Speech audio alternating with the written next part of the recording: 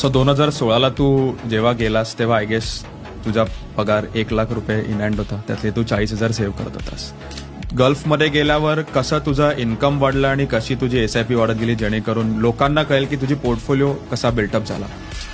जेव्हा मी इकडे होतो त्यावेळेला म्हणजे सेव्हिंग इकडे इंडियामध्ये आपलं कमीच होतं.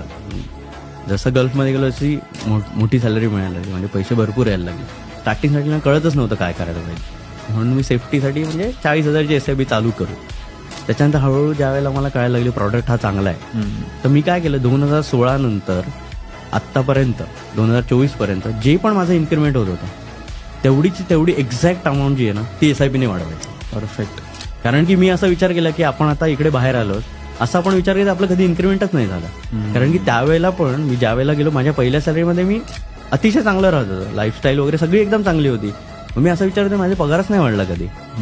प्लस मी काय केलं की ज्या वेळेला मला पैसे आले, जसं की आपलं बोनस मिळतो, त्या बोनसमध्ये एक सर्टन अमाऊंट आपल्या स्वतःसाठी काढून ठेवली आणि बाकीची अमाऊंट जी आहे ती सगळी म्युच्युअल फंडमध्ये डायव्हर्ट केली. Very good. आणि थोडंसं असं केलं की डायरेक्ट लमसम इन्व्हेस्टमेंट नाही केली, कारण की माझी SIP चालू होती.